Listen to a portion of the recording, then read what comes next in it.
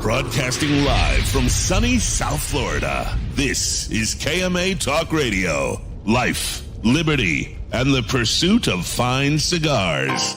Your KMA crew, the Italian Scallion, Paul DeGracco, Alex Tavella, a.k.a. The Goat, and always telling it like it is, Honest Abe. I like to smoke them like the Winston Churchill, like John Kennedy, yeah. Remember Coach Red Auerbach, smoked up for victory, yeah. Well, you can take my wife, you can take my car, but you can't take my big cigar. My cigar. Good morning to all our loyal listeners, libertarians, and lovers of the leaf. I'm your host, Honest Abe, and we are broadcasting from sunny South Florida, this week's episode number 482 of KMA Talk Radio. And the gang is all here, beginning with the Italian scallion himself, the man we call Shameless Paul. With the hat on. What's on your hat? Oh, that's from the old baseball team I used to work for, the Long Island Ducks. Oh, and of course, handling everything in the background and making everything always look good, the man himself, the GOAT, Alex Tavella. Howdy, folks. Of somewhere in Midland, USA, is the man who always has the scoop, William Cooper. Morning, guys. Good morning, genitalia. You never quite know where Coop's going to be these days. No, I'm home. Are you home sweet home? Coop's a real Renaissance man. Yeah, I'm home for the remainder of 2022. I did just schedule my first trip for 2023, so it will start again in January. Nice. I missed the dojo show last night. I ended up getting caught watching Black Adam. All right, fair. It wasn't bad for a DC movie, but the credit scene made the movie. There was a great credit scene in Black Adam. If you haven't seen it, or if you've seen it and didn't know it, go back and watch it. I haven't seen it. I haven't seen it yet. It's pretty good credit scene. Yeah, we had a fun time last night. I saw parts of it. It was really cool. Alex was like on his game at one point. One of the companies that one of the ones that I saw, you were like you're like, I don't understand. This is a no-brainer. This is sell. You got to sell this. It's a complete no-brainer. If I got to Google it, I got to sell it. That was my rule. Alex, you did a great job last night. I know what it was. Yeah. It was Warped. Oh, yeah, Warped. Yeah, I mean, there's a lot of love / sell, harsh criticism for Warped's marketing. It's a good brand. They make good cigars. Listen to me. You could love the cigars, right? Of the product, but it's without a doubt a sell as a business investment. Right. And that's what Alex said. He's like, great cigars. Yep. I had it as a sell.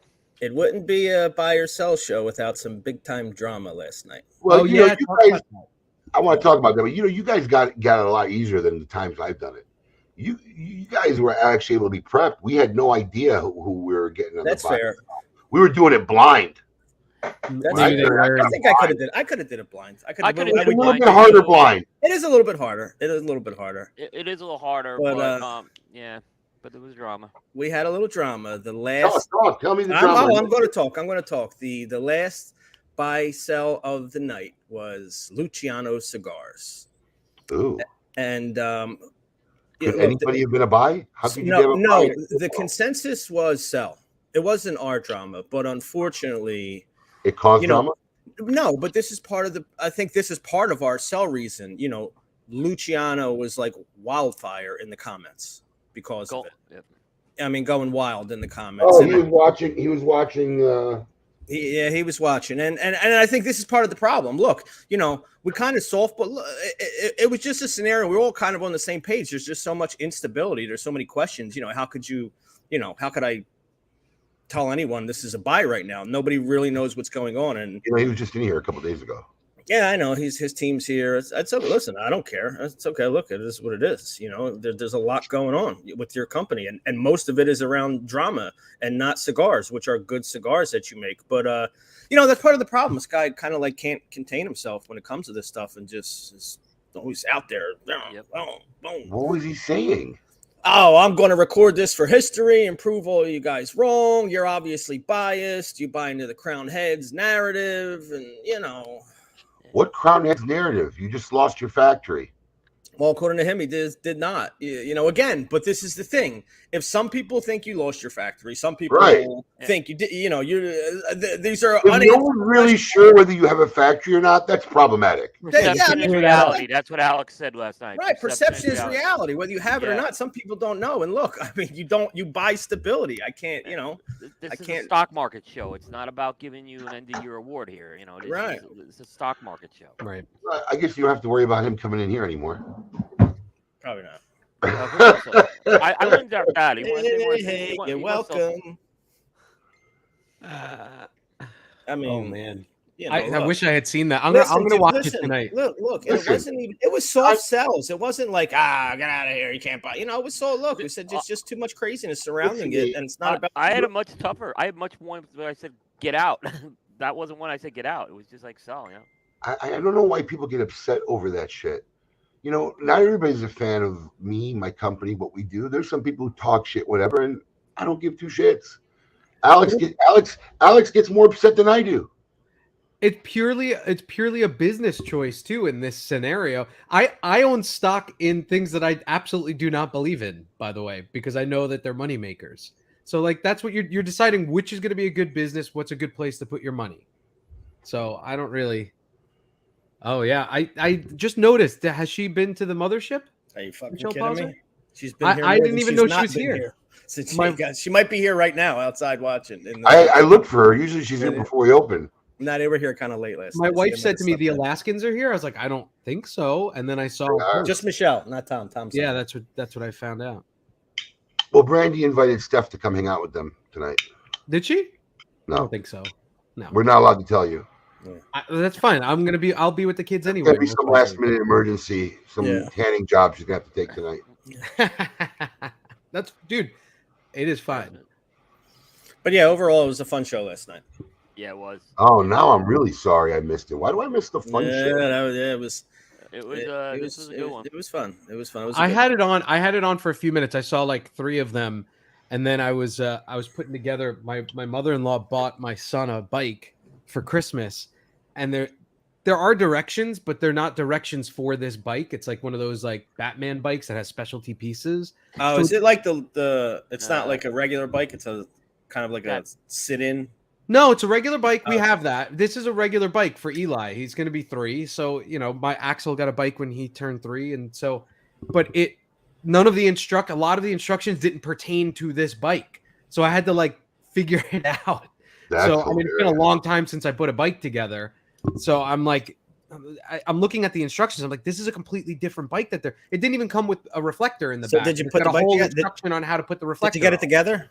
Yeah, it's all together. It's fine. Something tells me there was a lot of extra pieces when you were No. A lot of extra bolts sitting around. You wouldn't believe it, but I'm starting to believe, living in this community, I'm starting to believe I'm way more handy than I am. Like I have people asking me to come over, and one of our neighbors, her husband's like a big army guy, good friend of ours, and she wanted to put a nail or a screw in her stucco so that she could hang garland easier. Because here in South Florida, if you put that sticky stuff, even the alien tape, it doesn't stay long because of the humidity. So he's like, I'm not doing it. It's going to crack the stucco. I'm like, I've done it 1,000,000 times in all 3 of the houses I've owned in South Florida.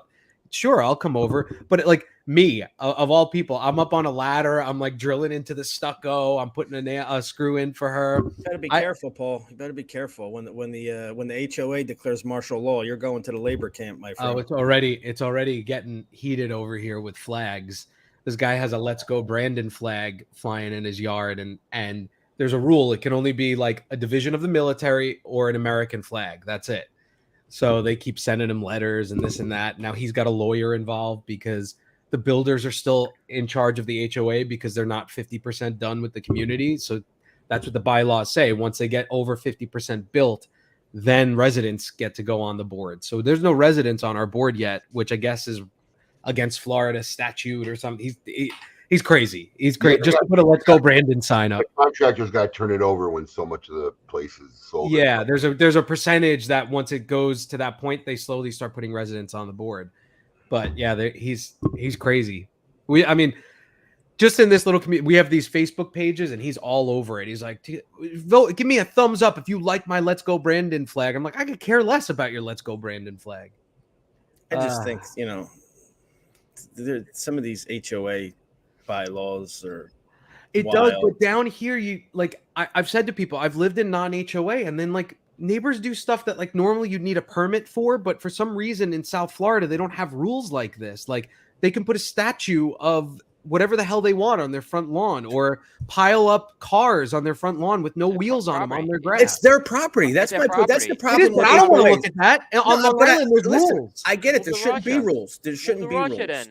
Whether you want to fly a "Let's Go Brandon" or a "Fuck Trump" flag, whatever you want to. It's. I could care less about the flag. HOA honestly makes me feel like whatever the flag is. It's almost like you don't actually own here's your property. You kind of own it, but here's the rules. You have to play can't do anything with it. What about? Can't paint your house a certain color.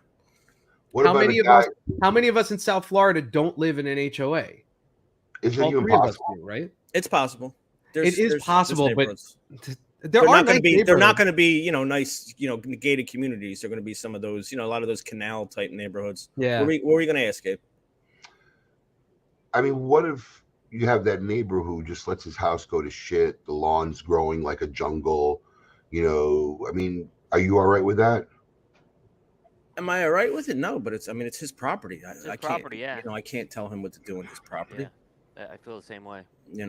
So what happens if he's got cars on blocks? It's a hazard to other kids. I mean, at what point? Yeah, what's the I mean, this is the point. At what point the guy's got cars on blocks that kids could knock down and get hurt on running and playing? At what point do you say, hey, there has to be at least a minimum standard? And if you believe there should be a minimum standard for whether it's safety or hygiene or whatever, then who's supposed to enforce it? Are the cars on blocks in his driveway? No, but you've seen that. You can't tell me you haven't seen that. No, I'll give you an exact example. If they're in his driveway, that's his driveway. Get your fucking kid out of the driveway. No, but wait. I have a great example of this. We looked at a house before we bought this in North Palm Beach, right? Gorgeous neighborhood, expensive neighborhood, right? And we looked at this house. There's a 5-bedroom house, exactly what we were looking for. And across the street, I kid you not, there were 3 pickup trucks on cinder blocks on the grass. And tools spread out all over the place. And I'm looking across the street. I'm like, man, that sucks. Like, I don't want my friends to come here and see like all that shit on somebody's lawn and look disgusting. Right. And honestly, it was unsafe too, in my opinion. Again, what's the limit? I don't know. It's not my problem. Is the way I look at it, though. Right. Would I want to live and see it? No. It's my property. If my property is, if I can look my friends in the face with my property, I'm fine. I'm not gonna explain my neighbor's property. The problem is, and yeah, you can make an argument for them things, but then there's the other extreme. You can't paint your house a certain color.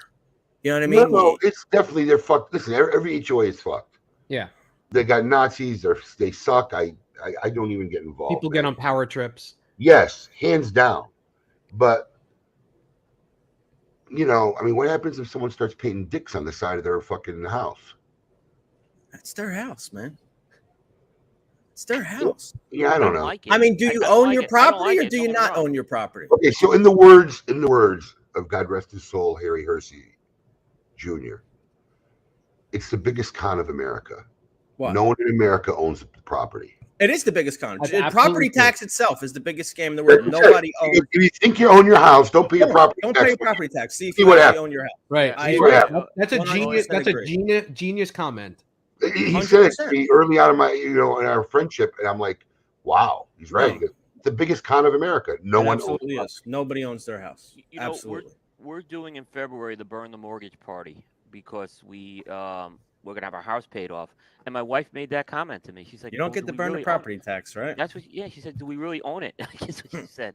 I said, "I still want to do it. I still want to do it. It's just gonna be us and the kids doing it, but it's a big deal still for us." I got to bring this up because I noticed this earlier. What's with the curlicues? I didn't put anything in my hair this morning. I don't know. It was like that yesterday too, wasn't it? I got. By the end of the day, sometimes it just kind of comes out. No, normally I kind of get it back, but last night I went home. I tried to relax for an hour or so before I had to come back for the show this morning. I was just running. I got to get a haircut. I'll get a haircut today too. So I just didn't put shit in my hair. I like it. I think it looks good. I'm a slick back kind of guy, but natural. We gave away some nice shit yesterday. We did give away some nice shit. Epic broadcast from the dressing room of Destination XL. Yes, literally Abe streamed from the dressing room. Yeah, man, we gave away some cool Dogma DE swag. Someone messaged me about that. He said that was the most epic broadcast ever because you were in a dressing room, literally. Yeah, that was. Well, good. You know what happened was my daughter had a date last night. Oh, wait, hold on. Whoa. A date? Yeah, whoa. Don't want to talk about it. Whoa. No. She went to the movies. Did you scare him off or try to scare him off? Listen, I know this kid. I know this is a painful It's painful as fuck. Good, you got to talk about it. I know this kid. She's had this little group. She had this little group now that they've been friends now for like all of pretty much middle school, and now they all went to high school. They all got accepted. So I know the kid. He's a good kid. They hung around together, and they started to like each other. So they went on their first. I mean, the first date I know of. Let's put Was it it that a way. group of people? Nope. She went. So here's the thing. 14, right? I'm trying to, let my daughter understand the situation. Her high school is in downtown West Palm Beach, right next to the Kravitz Center, like Yep. like the heart of I know down. right where it is. So, and her friend group lives right in that area, walking distance.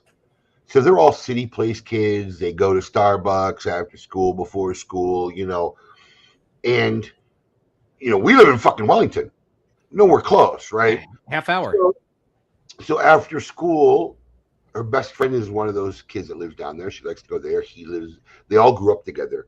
The boy and her best friend, they all live in the same block, and one other kid. So after school, they went to the movies, and they went back over to his house. They had dinner with his parents, and then I picked her up. So I was running. I figured, look, I got to go to West Palm Beach to pick her up. I said my son and I needed haircuts. I had to get some gloves for our trip coming up next week because I had no gloves. So I went to Destination XL to get some winter stuff. And then I get a message from Alex like 5 minutes for the broadcast. Hey, are you good for the live? I'm like, fuck. So I just did it from the dressing room with my son in the dressing room with me. Show must go on. That's Kevin. Yeah. I feel like you're getting soft as you get older. Wes made a comment that I don't agree with and I don't like because I'm coming from the other side. So here's my feel, and I know that's the first reaction, and I understand. But here's my. That was my mentality as they were growing up. Well, here's my thing.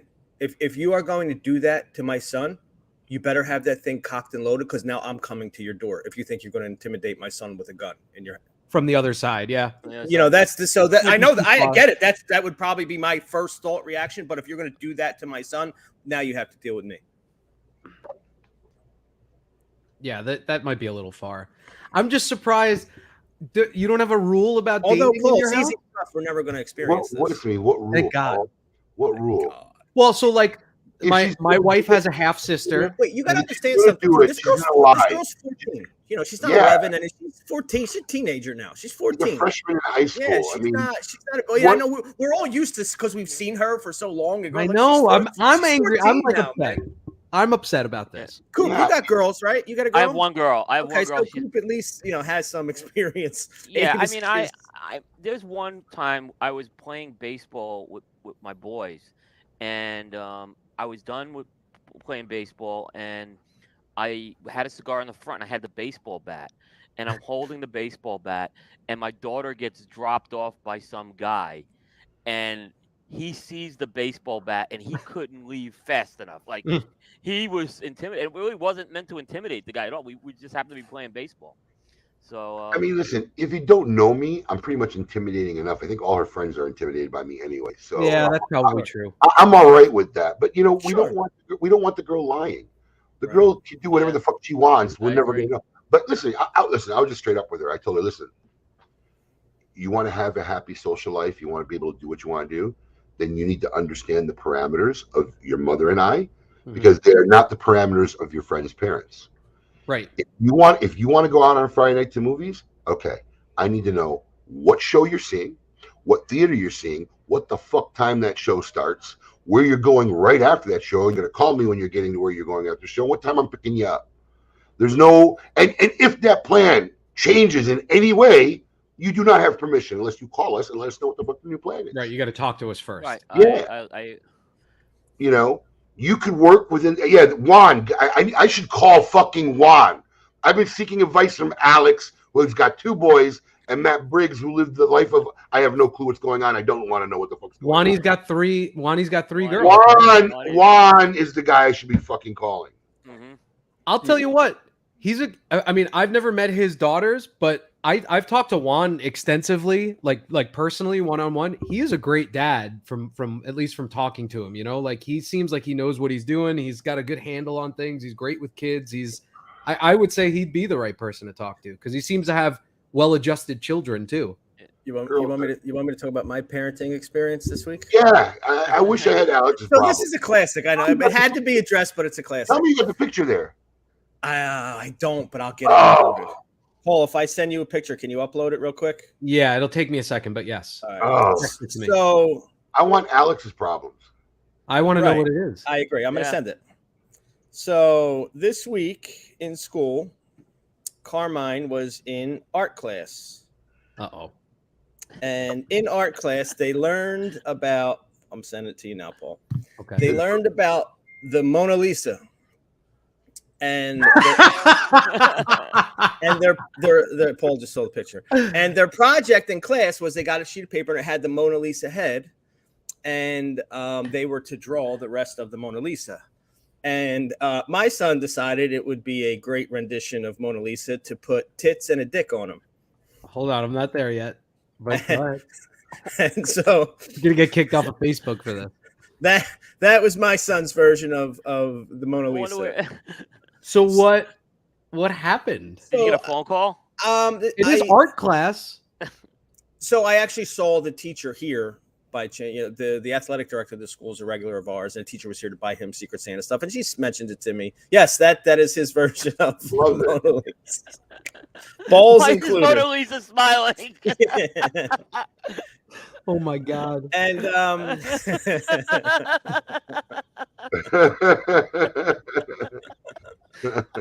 Kids going places, man. yeah, man. So yeah, this will be saved for perpetuity. I almost want to get it tattooed on me. To be I was honest just gonna with say you. that you need to frame it and put it on your desk.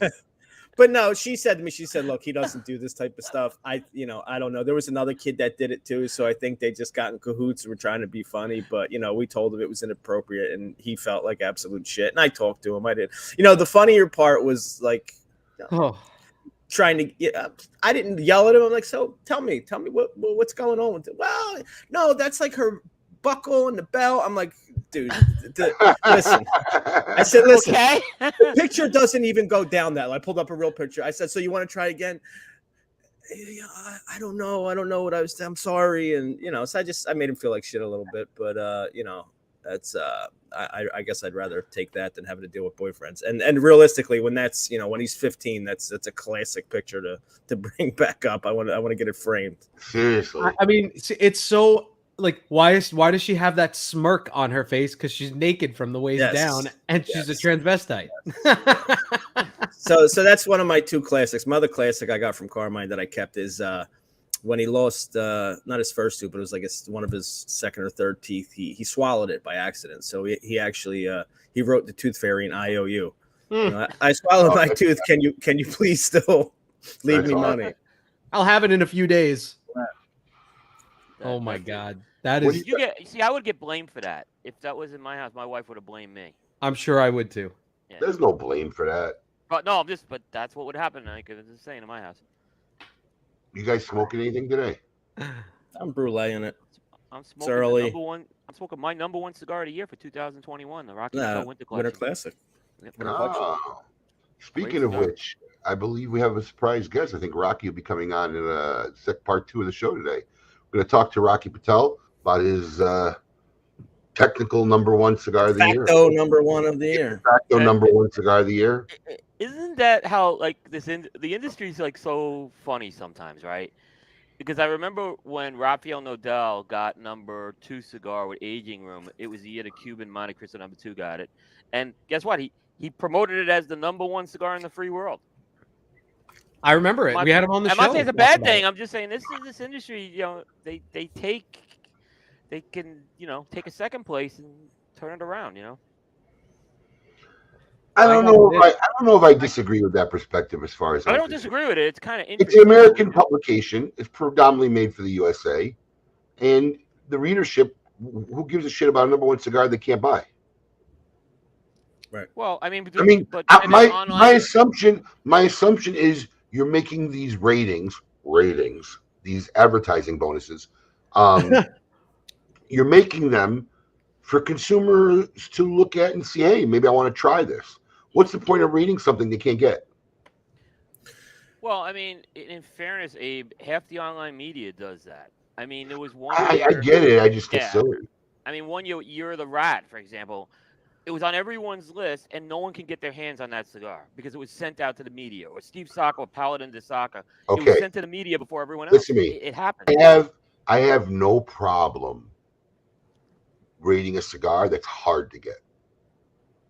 But you're rating a cigar that, one, they really can't get, and two, 90% of what they're going to find out there are fakes anyway. Especially with that cigar, a couple of manufacturers were commenting that that's going to be an easy band to replicate. Yeah. You're just going to see Absolutely. And look, and the thing is this too, and that was a good point. A few people brought up, the box date on the cigar that they rated is 2018 cigar. So, is that the Black Diamond or no? This hasn't been sold yet. This is a Diamond Crown 125th. It's a Cameroon Diamond Crown. Actually, delicious. JC Newman was a big buy. JC Newman was a consensus buy last night, wasn't it? Bobby Universal. Bobby Newman was here last week. He gifted me one of these. It's delicious. I have this lined up for later. I have a Cameroon guy too. My personal. I am a Cameroon guy. I like Cameroon. He loves Cameroon. I gave a couple of those Red Meat Lovers cigars to my guy Dave, who I met last week in Minnesota, who's in Australia. So some of them will be making their way back to Australia, those cigars. Michael, there's no word on when they're releasing that cigar if you're asking about the Diamond Crown. Did they say they're releasing it, or is it going to be like sometimes they? It hasn't been released, and I think right now they're just using it for special things. But I don't know. I hope you release it. But if they release it, like Black Diamond, then what's the point? Enough. I mean, Coop, you said you really didn't have a problem with it, though. I don't have a problem. I don't have a problem. It's I mean, look, I understand what Abe's saying that U.S. market's important, but it is an international publication, and I don't hear anyone complain when the Cuban doesn't get #1 from these companies, and it's kind of funny. Then all of a sudden, why would they? There's nothing to complain about. The CA is great. When their company's listed on Listen the list, to me. How great is it, right? How great a job they do. Yeah. Listen to me. Here's my thing. I don't have an issue with a #2 claiming to be #1 if the #1 is Cuban. I'm all right with that position. But that's the least of the whole rating problem of Cigar Aficionado's Top 25. It's just ridiculous. Like a Principe was on there this year. I mean, it's just like, I just don't understand. There's no awards that I know of that work like this. I agree. Well, because cigars are different. It should be a season. Well, Coop, you don't do it that way, right? I can't. I don't have the bandwidth, but I do think that's like, look, how many times has a cigar we've said it's great, and then suddenly it's not smoking the same, and we find out that maybe. Then you know what? Then you have two things. You have everything that's come out. Oh my God, Paul looks like a different human being without glasses on. Wait, bro, he looks like a different. It's like Clark Kent and Superman. I mean, he literally. Oh no, wait! Now take the hat off. I didn't recognize. Take the hat off. Right? He's oh, Monty, look at that. He's unrecognizable without the glasses. I used to always wear contacts. I've just gotten lazy as I've gotten older. Wow. Eyes to realize. I have big eyes. No, but it should be like the Oscars or any other thing. It should, look, first off, I'm just going to say this. Anytime things sound absurd, let's look at mathematically and logistically, right? So they want to claim that they're including all the cigars in the ring. Coop, I don't give a shit how much you smoke. Are you telling me you're trying every cigar, made every year? They're not. That's where the flaw comes down. That's what I'm saying. It's bullshit. But that's literally impossible. But Abe, compared to the Oscars, it's a completely different animal. That's my point. And I think there's something to say if you're producing consistent cigars year after year. The problem is this: they're picking cigars that are consistently good every year, like the Oliva Serie V, like the Padron 1964. I think there's a point where you got to retire it. I mean, I think there's a point where we say, okay, it's won a couple of sizes, then it's a time to retire it, is my opinion. But now you're making like a clusterfuck of a system. It could be there for every cigar has like a 6-year eligibility, and that's it. You want to give it like an eligibility, like college football. It's got 5 years of eligibility, and then it can't be nominated, it can't be picked anymore. Yeah, you're right. It gets complicated, but I don't like this. Like, for example, I see these lists come out, right? A cigar's released December 1st, and suddenly it's on someone's top 25 list. And then I hear a couple of months later, I really shouldn't have rated that cigar that high because it's not smoking the same already. I'm like, that's where the other side of the coin doesn't work. In most of these lists, we should just say it's the best new cigar of the year. That's what we should just say. Best new cigar released this year, not best cigar of the year. Comments, I also kind of like Jordan. Jordan had a interesting great theory last night. Theory last night, and he says, "Look, there's kind of a little club of manufacturers and brands that came about like in the '90s, around the same time as Cigar Aficionado. And if you look at the list, these manufacturers tend to get the preference in that top 10 list. Yep. All the same names are usually in there, scattered around." And that's also called the PCA, the TAA, and every other organization in this industry. Right. The only company that was on the list consistently that wasn't in that '90s group was My Father. We said they came along later, but but when Jordan said that, it was an eye opener. Yeah, it was hard to argue. It was hard to argue. I've known these companies have been on the list year after year, but the difference was they're all from that '90s group when Aficionado was starting out. Listen to me. My father may have not been there, but if you get anointed, you might as well be in it. And right. He got anointed. Absolutely. He got anointed. Yes, he got anointed. Yeah. I think Nick Malillo's getting close to anointed. He's not there yet, but he will be. I don't think anybody new will get any of that treatment. Because let's face it, it's all dollars and cents. These other companies have invested millions and millions and millions and millions and millions and millions and millions of dollars over the years. 20 years. I mean, it's 30 years. It's, they got to show love to new people. But what Alex is talking about is like, the Illuminati shit. Yeah. And very few of those guys communicate with online media. Is what else you'll notice. They communicate with Aficionado directly. Because as long, and I was told from one of these manufacturers, we have a 30-year relationship with these guys and we have a friendship, and that's how we're going to do it. So, I've been told that. Sounds a little sad about that, Coop. The person who said that to me said, "I'll never deny you a story. So if you kind of call me," he goes, "I promise you're not going to have to wait 48 hours. I'm not going to give up who it was." But, I was okay with that answer. I mean, I understand if there's a 30-year friendship with someone, you can't just suddenly change it either. I get that part too. So, it's the ones that don't give us the stuff, which is the question is, you can't say it's not weighted because Alex will tell you it's definitely still weighted, right? Rocky 60 was sitting on our shelves a little bit collecting dust, and now we're all out of stock. We had to order some more. Yeah. Right. But the difference is it probably used to last 3, 4, 5 months now.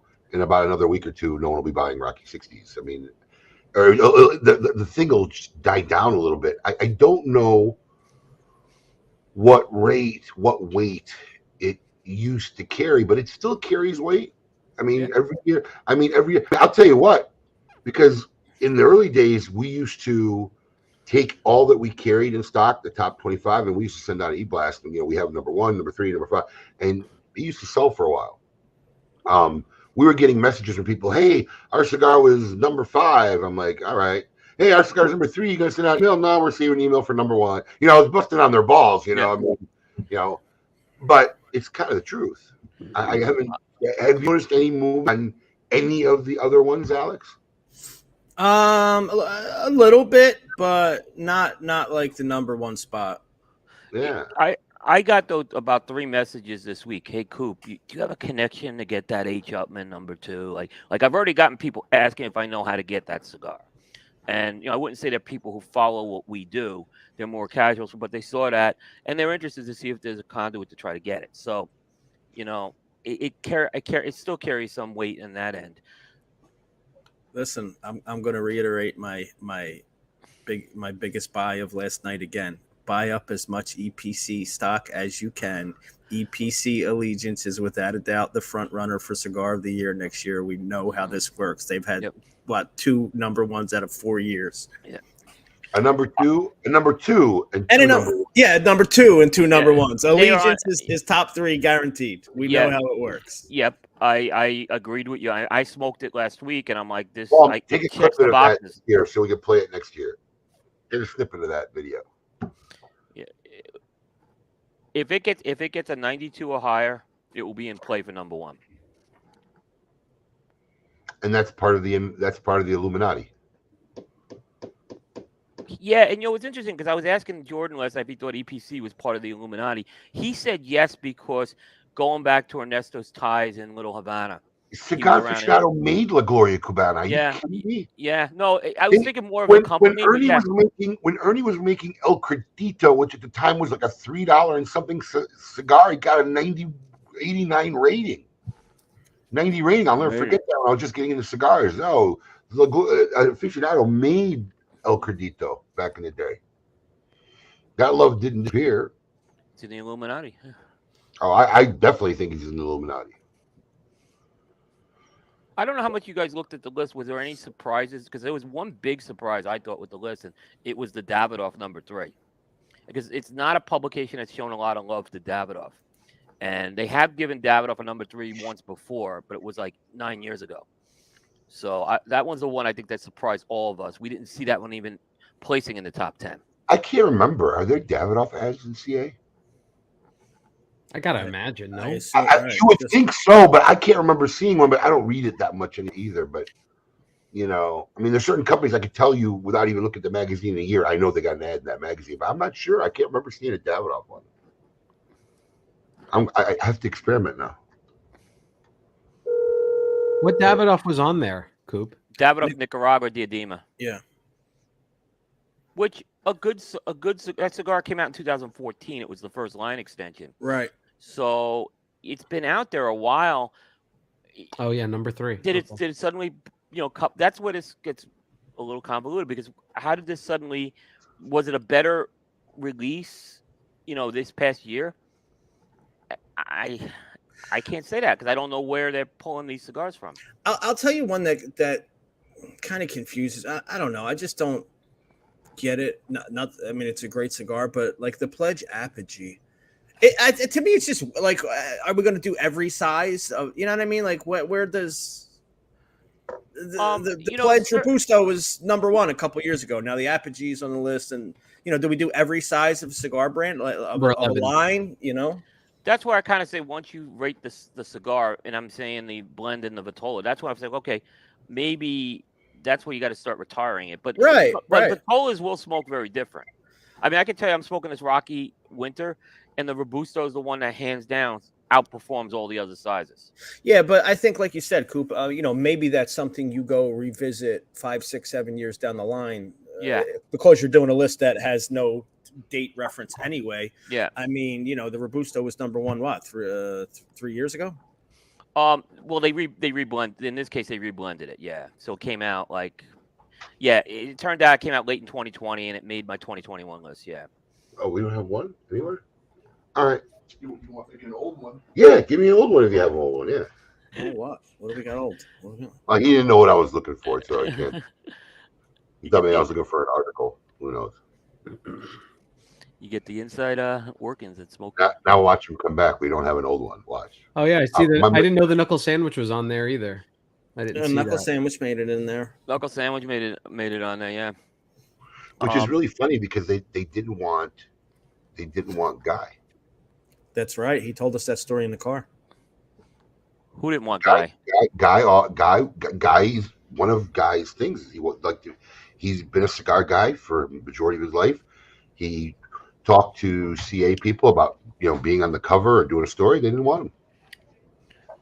Yeah, well, that's and look, and when he talks about, this was like not like hey, I'm Guy Fieri. Like this is like something like as a fan of Cigar Aficionado, I would really want to do in my life. Yeah. Is, do an interview with Cigar Aficionado, and they were like, "Nah, we don't do chefs. We don't do celebrity chefs." Yeah, we don't do celebrity chefs. Yeah, that's what they told them.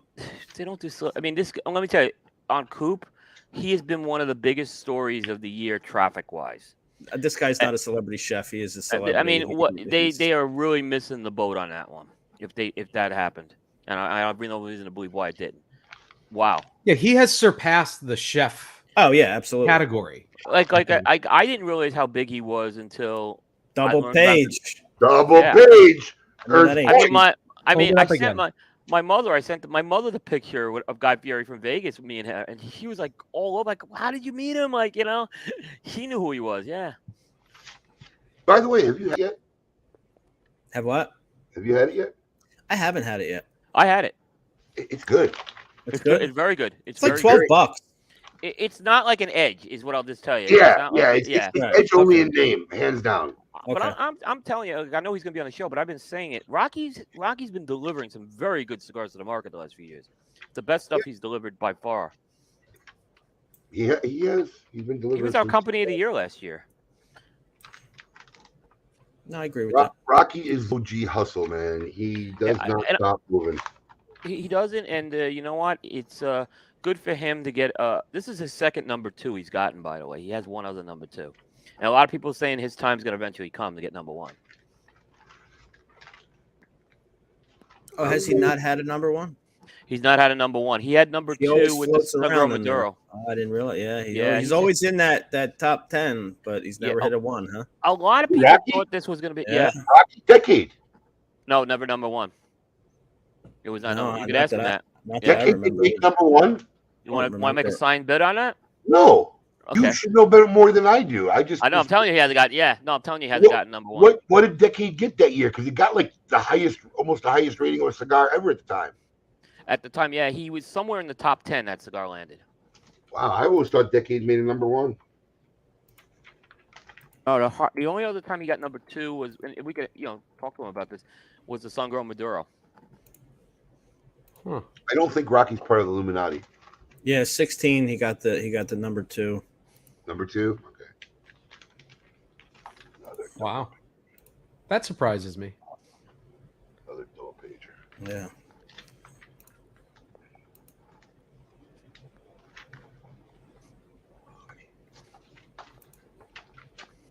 So they're in there. Yeah, there's the article about the cigar they're doing together. Ah. And who's doing together? Fuente and Padron. The one that will be released in 2023. 24. I got to bet with somebody on that. Yeah, cool. Me. Cool. Oh, okay, 24. We're gonna have a big ceremony when I win that bet too. Let me tell you, we're gonna have Listen, I don't mind losing a bet every now and then. It's good. It's healthy. This will be Hey, Kevin Shahan, thank you very much, man. I saw that. We appreciate that for sure. Yes, that was awesome. It was a good interview. Absolutely, he was awesome. It's funny. It was a great. Yeah, a few times. I agree. I think I agree with Kevin. I think of the interviews, that was the best one this year. No, that was guys. And Rocky was the best one in 2021, the first show back in the pandemic. I find it very funny, aficionado. Aficionados had a long standing rule. Now maybe they changed it, but retailers weren't allowed to advertise an aficionado. I don't know if anybody's ever noticed that. But I've seen Holtz do. I've seen Holtz advertise in there. Has that changed? So, hold on. They did this thing for a while. And obviously it's not there anymore because I don't see them doing it because it probably didn't pan out. But they were selling like a news story, Lounges of America. So they had like 2 pages of like lounges. You could advertise your lounge as advertising, but it was really like the story. Article. Yeah. Yeah. I haven't seen a Holtz ad because in all my years early on, I was shocked one time when there was an ad for a cigar, this website. It was actually owned by Michael Fry. And this is like the second one I've ever seen. Yeah, the Holtz one was on their webpage. Yeah. So, but can't see what the ad is. Yeah, I don't know. But here's the thing: I actually 8 Lounge in Las Vegas. Yeah, because I had a conversation with Holtz, someone from Holtz. They tried to hit me up for advertising, and they wanted me to like review their cigars. I'm like, and not get any money. I'm like, doesn't work. Like, you're paying money for aficionado. So why I have to go for free? But yeah, you're talking about advertising on the web. I don't know about that, but there's been a long-standing rule in the magazine publication that retailers were not allowed. All right, wait a minute here. But hold up. Holtz has a manufacturing tie as well as so Juan said JR, and there's a manufacturer tie with that too. I haven't seen a JR or Holtz ad aficionado, and I'm not saying never happened. Holtz, I've definitely seen it on the website though. That one I've definitely seen. The website I'm not talking about. I'm talking strictly the publication. Yeah. Hey, wait a minute. Hold up. Paul. Yeah. Or who's got the list up? I have it. What was number 20? Number 20 was Casa Magna Colorado Robusto. It smoked fantastic this year. And what was the number one cigar in 2008? Oh, well, that I got to go back to. Yeah, I it can was tell that you, one. the It was Casa that one. Magna Colorado Yeah. Robusto. How the hell does that work? Yeah. So let me explain this. I'm going to talk about that one. The highest score that we gave on Cigar Coop, the highest score we gave on Cigar Coop in the last 12 months was that Casa Magna Colorado Robusto. It was smoking better than it was in 2008. That's just our opinion. So we couldn't believe how good it was smoking, and it was several members of our team felt the same way. If anything, it should have been number one because it was that good. But there was whatever it is, maybe the tobaccos, maybe the tobaccos were better. So, but here now you really open up a can of worms. You know, when you have the same cigars on the list twice. I mean, Same cigar, same Vitola, yeah. And it's Yeah, not now- a red blend. But how many times have you seen? Well, the crop of tobacco is not as good, right? Because they had too much rain or whatever, or maybe they just had a problem with the fermentation cycles. Well, I mean, and that's the all thing that for all that wine. plays in is what I'm saying. It's I agree, but I mean, according to them, this cigar dropped, 20 rating points. That's It the went part from we're number thinking, one to because number 20. they should be. What did it do in between? That is the question. That's where this gets, like I said, gets crazy. That's what I'm saying. It gets, And gets I wild. can't validate what year they smoked from that one either. So Guess who didn't have? Whoa. What the fuck is this? 2 magazines in one. I guess who didn't have an ad this publication? Oh. Davidoff. Not one. I was looking for a Davidoff ad. well, they have in the past given top threes to companies without ads. And No, I get it. But Viaje got a number 2 one year. but those are the companies who usually don't get a lot of repeat exposure. I think I've heard the theory about the advertising. And I know all the arguments. I think it's more about the relationships that they have and that's how these cigars end up getting rated. Okay, and I ranked. believe it's a formula that's a combination of both. Certainly if they're giving like exclusive access, like first they go get the exclusive access to the news, right? And then after that they'll review those cigars with priority, and then suddenly you see those cigars on the list. And I can go down a list of companies that fell into that boat and never had advertising. My biggest thing is we talked about the my other God. day is credibility. What do you got, Abe? I was like, where the fuck is our ad? I forgot we don't advertise this. You But look for our ad, an aficionado. yeah, I was looking at the wrong magazine. I guess I was wrong. What? Look at that. Yeah. Corona. Oh, yeah, there you go. Yeah. But it's funny. It's advertised as premium whiskey bars. So yeah, I mean, So Alan Rubin, who I hate his comments, but he said he doesn't think they like to advertise a retail website. But I guess you can get your lounge in there. We have something called curated content though. Sometimes where it's not a banner ad, but it's a write up we do that's sponsored, and it's done throughout the industry, but industries, not just our industry. So we do some of that sometimes, and you'll see that from time to time. And we call it curated content. I don't know. The whole Dunbarton thing rubs me the wrong way. And I know Kevin Shahan was talking about it the other day, and it just bothers me that there's that unspoken rule that he'll never be. Doesn't bother me. I like it. But yeah, that's fine. And there's it's So not then like their credibility goes out the window to me. no. We wouldn't get their cigars. I'm exposed Right. to so many different cigars because of this show, because being associated with this show, cigars that I never would have been exposed to before, even though I still But smoked. that's what's happened, Paul. Guys like Coop and Dojo and the HBTC guys, they've become the outlet for most people. Saka. I don't think the new generation is getting cigars. I didn't show you. I show you how thin that book was. And listen, with all due respect to Steve Saka, could you imagine the whining that would ensue if he got a number one cigar of the year? Well, if he got number 2, Wait. number one. Can I correct you both on that? Can we just think about the whining, no matter what rating he got? Right, 25. Irrelevant. Could have been. He could have got an 87 or a number 2. It's the Oh God! why they picked it. One, it affects him too much. He can't keep up. One, it's not a good enough score. Right. The One one way or the other. Yeah, the whining's coming either way. You're right. You're Yeah, right. We but- got number one. We just can't make them. We can't make terrible. them. I'm giving Steve's, up. Steve's laughing. Right? He doesn't need to go to aficionado. Look at does the not. way the online media has embraced this guy. Right, and he's making good cigars on top of it, which is Dude, helpful. Right? Look at the way He he's doesn't need embraced it. He doesn't online need media. it. I mean, this guy has embraced online media better. I'm telling you, I found Steve Saka on a damn mob podcast. I swear to God, I sent the link to Abe. I mean, the guy is everywhere. But you got to remember that's how he started too. He believes in this medium. Absolutely. Yeah, he does. And he I mean, executes it well. he's very supportive of us. It's Look, just- he'll hold our feet to the fire on it too. I'm not going to say he'll be rough on us.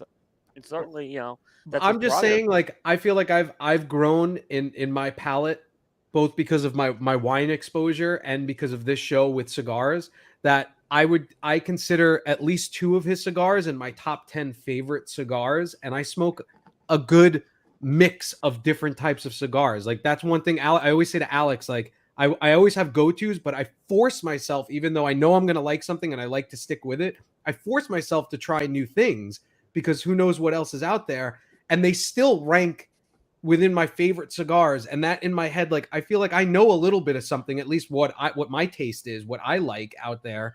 It just pisses me off that the so-called the publication doesn't acknowledge it. Alan, with all due respect, Saka asking them not to review his cigars is like quitting before you know you're about to Right, get fired. exactly. That's ridiculous. Is that true though? Would he like? That's what he says. It's like it's like quitting when you're about to get fired. Yeah. You didn't see my comment No. about Saka's wallet? Oh yeah. Their agreement. They reach a mutual agreement. The mutual agreement is they don't like him. Saka don't give a fuck. That's That the was mutual. great, Abe. That was great, Abe. That's the truth. It's true. Good for him. He doesn't, like I said, he doesn't really need it. And look, Saka's figured out the other half of the game. It's the half-full consensus, right? Which has a lot of pull, right? Yeah. He sends out his cigars at a particular time of the year, right when the lists are starting to get formed. And guess what? Everyone gets a Steve Saka sample, and they put it to the top of their queue, and they review it, right? Listen to me. Here's the reality of the situation is the more his company grows, the more popular he gets as he continues to make consistently great cigars, the more negatively it just reflects on Cigar Aficionado. Yes, Doesn't make- 100%. No way does it make Steve look bad. It makes a publication that won't acknowledge his existence look bad. I mean, look, it's the same publication that doesn't acknowledge Nick Perdomo either.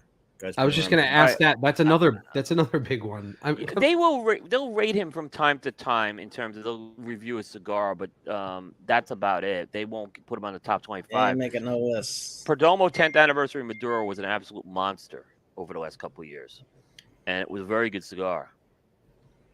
So that's one where they totally are missing out on, like, probably some of the best work that Nick did. I think Nick the last 3 years has been knocking it out of the park.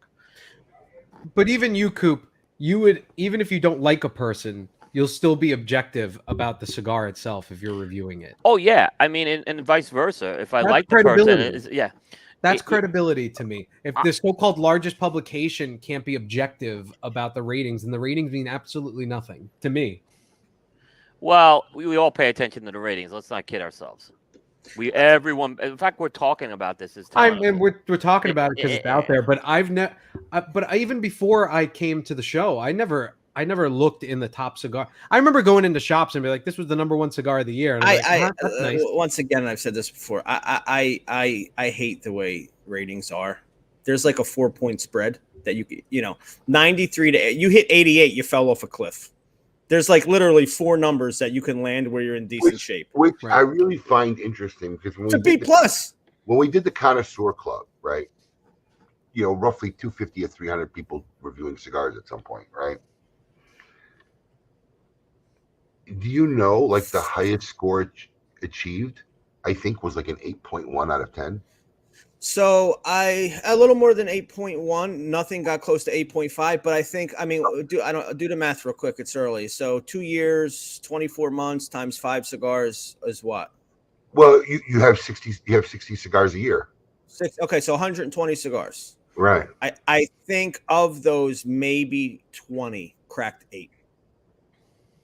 And it's probably less. And what's ironic is my partner Aaron Loomis uses a similar point scale. He gets crucified over using that point scale.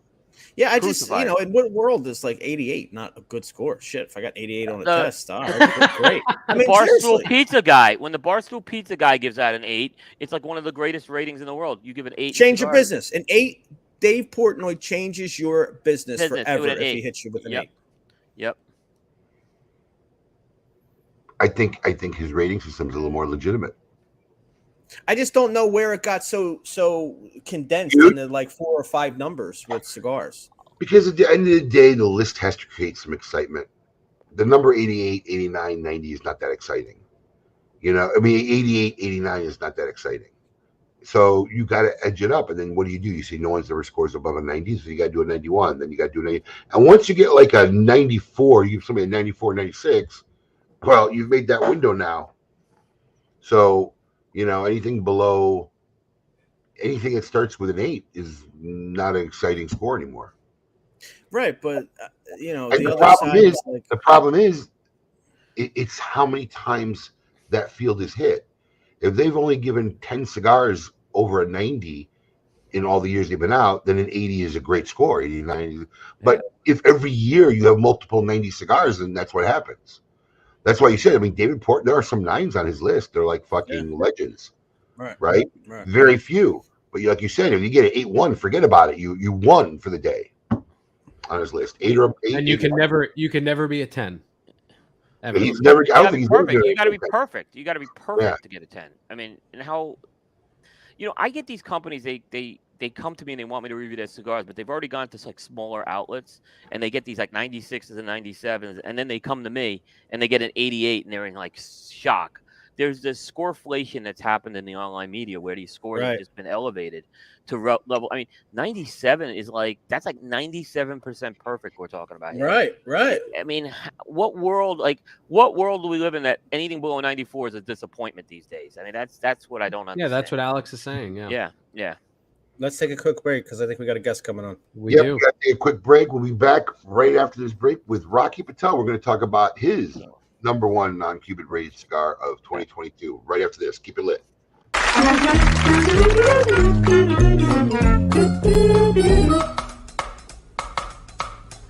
Phenomenal. Phenomenal. Phenomenal. Phenomenal.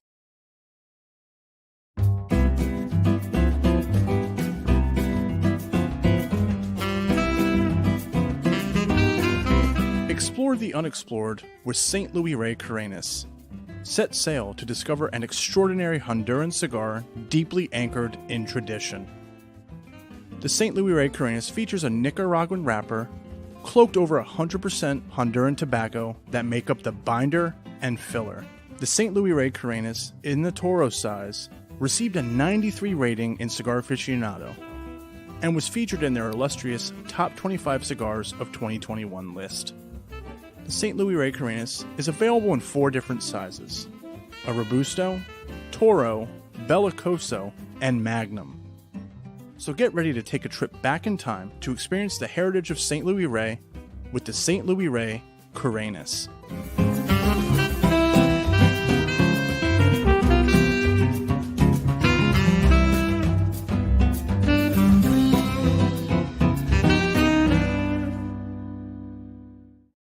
Surgeon General warning: cigar smoking can cause cancers of the mouth and throat, even if you do not inhale.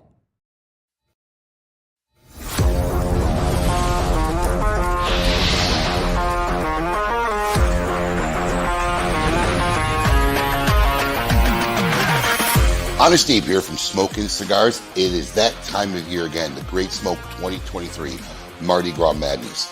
If you're wondering why everybody last year was calling it the best cigar event in the country, it was evident the day tickets went on sale. VIP tickets sold out in one day. That's right. They are all gone. Don't message us. Don't PM us. I'm sorry. There's nothing we could do. But there are still plenty of general admission tickets and virtual tickets. Once again, we'll be offering this event virtually as well as live. So for those of you who can't make it down, you'll be able to enjoy the festivities from the comfort of your own home. Michael Herklotz, Kim Keeney, and Paul DeGracco will be returning to be your co-hosts for your virtual experience. Whether you're coming down live or going to be enjoying the event from the comfort of your own home, your ticket price includes this epic package. It's one of our greatest Great Smoke packages in the history of this event. Over $400 worth of product and great swag for the low cost of $165. If you're coming down live, you'll get your package the day of the event. If you order your virtual ticket, they'll start shipping weeks prior to the event in early March. For those of you coming down, we have 4 full epic days of fun. We start off with Drew Estate and Jonathan Drew, Thursday night, our headquarters here in Boynton Beach. Friday night, 2 events, Steve Saka here at headquarters, and Evan Darnell once again returns to host our pre-event dinner with the Red Meat Lovers Club, going off the top this year. I've seen the menu. It'll be up on the site soon. Incredible dinner. And our feature host this year, Michael Herklotz of Ferio Tego Cigars, who's made a very special cigar, especially for those attending the pre-event dinner. Saturday morning, we are starting early with the first ever tailgate party being hosted by the distinguished Gruffiest and Eric Espinosa. There'll be a very special cigar made exclusively for that event for the first 100 attendees who go to the tailgate party. And of course, the main event will be Saturday afternoon. And then that night, after the main event, you can head back to our headquarters here. We'll have the man himself, Boofy Matt Booth, Room 101 Cigars, capping it all off with a beautiful Sunday brunch once again before everybody goes home from what we hope will be another historically, epically fun weekend. Do not hesitate. Tickets are selling this year faster than ever. Go to www.thegreatsmoke.com and get your live general admission ticket, your virtual ticket if you're going to enjoy it from home, and tickets for either the dinner or the brunch. Epic time. We can't wait to see you all there. The Great Smoke 2023. Mardi Gras Madness.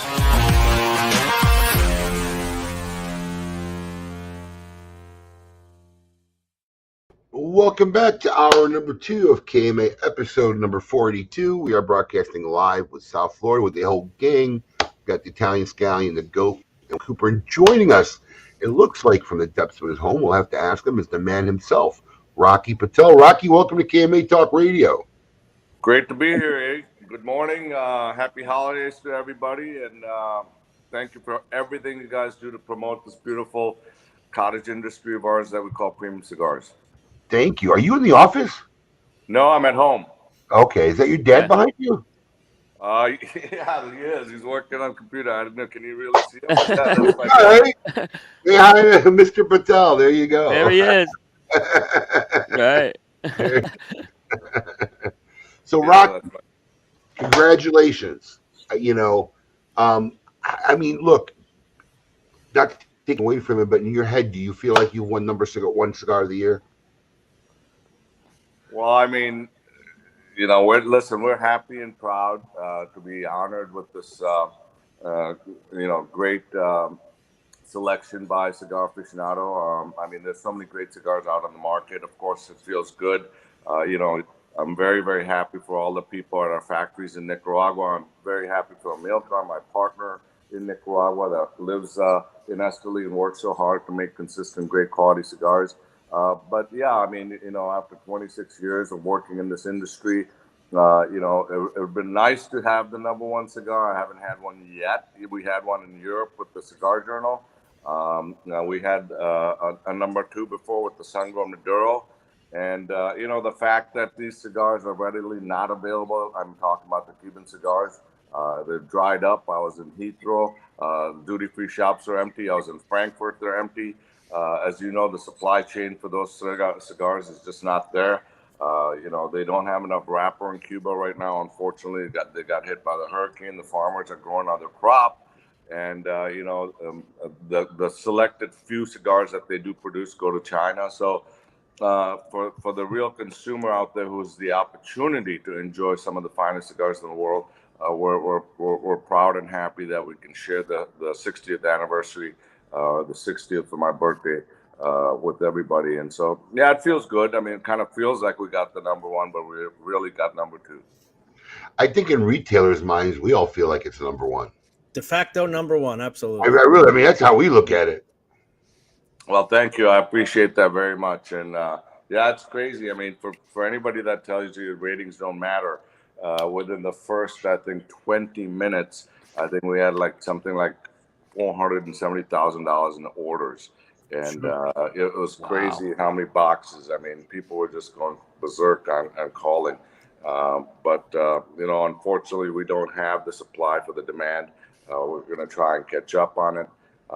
We did roll quite a few cigars in the cigar special because it ages for 2 years in Esteli before we actually ship it. We built a separate building next to the factory to store 2.5 million cigars, specifically the 60 and the age limited and rare.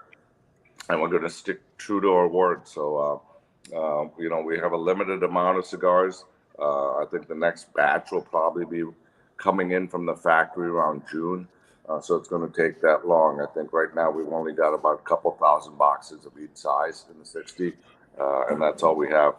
That's the problem, is no one's ever really prepared by the time they get it. By the time they catch up, it's like, the train is gone. I think it affects everybody, and I think the people who try to rush it always end up getting hurt. So I had Alex and I both had that cigar first at your birthday party. At your 60th birthday party, that's right. That's right. Yep, that's where we kind of released it. It was the first time we actually brought it out to market. I mean, it wasn't market; it was my party, and then we brought it out to market. So, yeah, I love this cigar. I think it's very, very special. It's a blend I worked on for a very, very long time, and we're proud of it. And I'm glad that Cigar Aficionado actually, bestowed the honor to us with the number 2 rating. And I woke up with a tear in my eye, and I was just happy for the whole family, everybody that works so hard in our company, everybody in the farms in Nicaragua. I mean, the passion that everybody has. As you know, we're very, we pay a lot of attention to detail and perfection, and it does not happen automatically. Very driven about it. We get into a lot of screaming matches sometimes, and because if we get one cigar that doesn't have the right draw, I'm calling a Milka like, there's a reason we have draw test machines. Well, how did this happen? Why is the color not right on this cigar? Who's on quality control watching this? And so, we're just it's just something. It never ends, Rock. It never ends. Yeah. It doesn't end. It doesn't end. Let me ask you something. Do you ever, as a manufacturer, smoke a cigar you're about to release, and the thought of this is going to be a top 10 cigar into your head? Do you even think of that at all? That was my exact question I was thinking of. I wanted from a guy like Rocky. Like, do you ever think that? Your question, Paul. Absolutely. You have to. I mean, listen. All right, so when I make cigars, I smoke all the competition too, only because I get tired of smoking my own cigars. I really do. And there's so many other good cigars out in the marketplace. You want to enjoy them, and so when I'm blending a cigar, I'm not blending a cigar to say, oh, is it going to sell? Is this something, that most people will smoke because it's medium and it'll fly and people will like it because it's not too rich and it's not too mild. No, we want to make a cigar that has character, that is different, that you smoke, that I smoke. And I just go, wow, this is special. This is uniquely special. And so, yes, that did happen to me with the Decade, and it came true. It did happen to me with the Edge. The Edge never got the ratings and the accolades, but I thought the Edge was a special cigar. It had 50%. I'll tell you that. Edge got your numbers, though. Mm-hmm. Yeah, it got us numbers. It never got the accolades, right? And maybe because it was too inexpensive, I never figured out why. And it had 50% Panamanian tobacco, and tobacco that nobody ever used before. So that one felt special to me. The Sangro Maduro I felt very special about that cigar. That did get the accolades. And then after that, I thought the Age Limited Rare was very special. It ended up in the top 10, but it never got the major accolades. And I thought that cigar was very special. And then I thought the 60 was special. And now, out of all the new products, I think the Edge Anniversary is fantastic. Might be a little too spicy and peppery for most. It seems like being on the road the last 2 weeks when it was released, some people really like the DBS and some people like the Edge. So it's kind of half and half. So I'm not sure. The DBS has more of that caramel coffee, note, kind of rounded, roasty. And then the edge has more of that sweetness from the Hamastron, but it's got that lingering spice and pepper, that uniqueness, and it's got that edge profile. So, but I felt special about the 60. I thought the 60 was definitely special. I thought that it's a cigar that everybody could enjoy and love, and it's got that rich kind of cocoa, and it's got that, it's got that Nicaraguan, but it's also got that San Andres Mexican flavor with the balance of some broadleaf in the binder. It's very well rounded, and because of the age, it's so subtle. It's so smooth that you still get that character even though it's aged so long.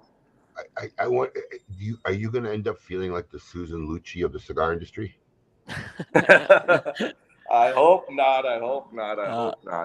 But listen, from where we came, we're so proud. I mean, listen, I didn't have a legacy. I didn't have a grandfather in the business. I didn't have, family history. We came from nothing. We literally started out of my garage in Venice, California with 3 employees, and we've just worked hard. And there's a lot to learn in the industry, and we've been learning as we go along. And I'm lucky to have learned from some great cigar manufacturers out there that we just tried to implement everything that we saw that different people do, and try to implement the strictest, practices, and stay true to our word about making a great quality product. And everything else comes, and the company gets successful, but at the end we don't sacrifice those qualities that matter, and that's what we're working on. And now we're getting ready to, we've got our own farms in Esteli. We have our own farms in Condega. Now we're getting ready to have some of our own farms in Hamastron. We're getting ready to build a new factory in Nicaragua, and possibly one in Honduras. So, Wow, good for you. Getting there, getting there slowly. How many of our younger listeners do you think had to Google Susan Lucci in that time? I certainly know Susan Lucci. You and me both. My mom watching General Hospital too. I bet you probably half had to Google who she was. Yeah. Holy cow. Well, listen, you constantly expect. Listen, I've said it from day one. Hands down, one of the hardest, if not the hardest, working guy in this industry. I've seen it. I witnessed it. I witnessed this for many years. I'm glad to see you. You're still working hard, but I'm glad to see you enjoying yourself a little more. I see you traveling a lot, dancing at weddings, good stuff. I need to ask, how's the love life? It's pretty good. It's pretty good right now. So good? Yeah. Good for you, man. Wasn't that time we were going to get Rocky on a date? We were going to do the dating. We were trying to get, this was it would have been a great historic episode. This is going back probably 5 years. Yeah. But were you in on this, Paul, or was this before you? No, I think it was right when I was starting. You wanted to do a dating game. Yep. We were trying to find a dating service that would help us organize it to really try to match up Rocky. And then we were going to do like the dating game episode live on KMA radio, and it just never came to fruition, but it would have been great. We could still do it. Where were you guys all these years that I mean? It's really hard to find magnificent dates when you're out of cigar shops. That's not the place that. Listen, it's really been a long time now, so I can tell you the truth. We sent 3 companies your profile, and they said, no, we can't do this guy. No, not true. I'm kidding. Believe it.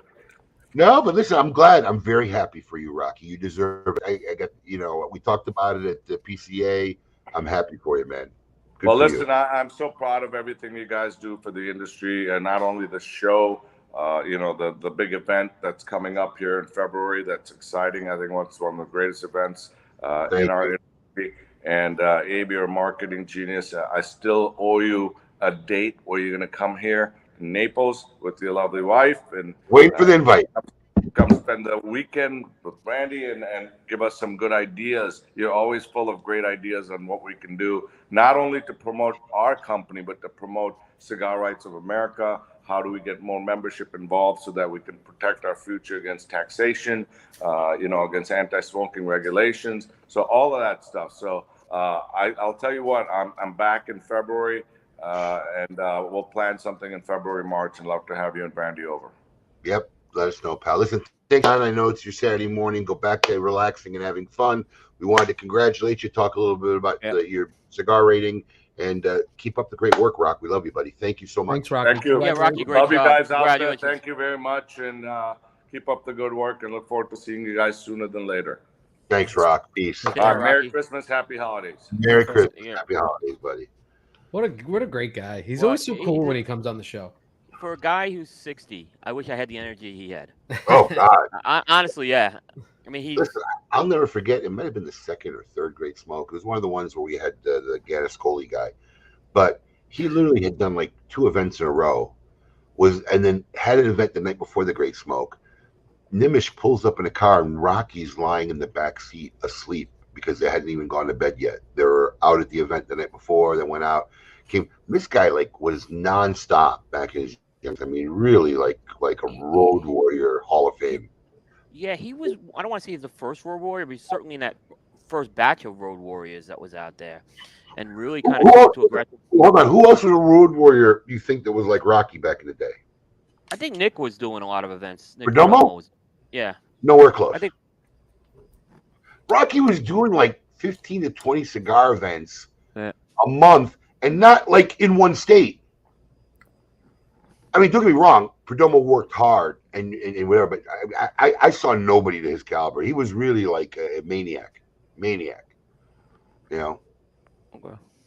I mean, it could be, but I was around in retail, and I mean, Nick doesn't say no, and he always likes promoting, but Rocky was just a beast, man, beast. He was never around. And listen, I'm just going to tell you by default, the reason why I can do that is Rocky was single, not married, and then have kids. Nick is such a family guy. There's no way you could do Rocky's schedule and be the family man that Nick is, just by default. That's a fair point. Yeah. By default. So. All right. Well, we should have done Name That Jam with Rocky. Should have had him on. Should have had him on. But anyways, let's do a quick. Do we have one ready on this week? It's on the sheet. All right. Yeah, we're good.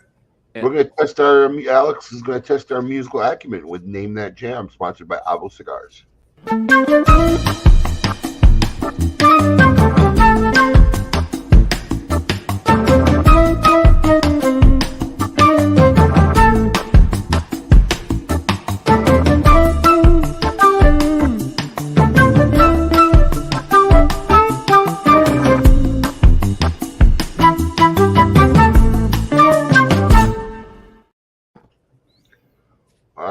Man, you got a hard one this week again. You got a rare one. So it's not necessarily a rare one, but this might be a little tough. He's trying to stump Coop. I'm trying to stump Coop, but I don't know. This Coop might be able to get this right away. This might be hard for you. Songs, then. One for Coop, one for us. That's what even when Alex picks a popular song, he'll pick the most obscure part of it. Yeah. All right, so maybe I'll start doing 2 because I got to get Coop stumped once in a while. All right, you'll stump me. Yeah. All right, here we go.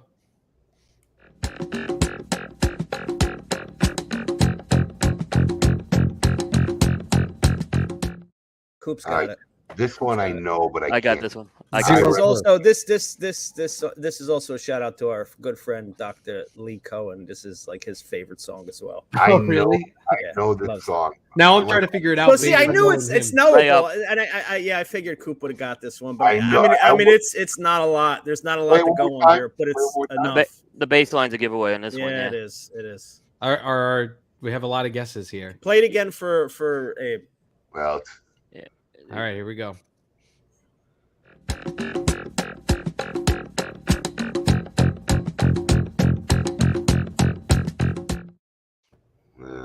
don't know. What do you think, Coop? Rubber Band Man by the Spinners. Coop knows. That's what all the I'm doing. A lot of people got it though. Too. First of the year, I'm doing 2. I gotta stop. Good.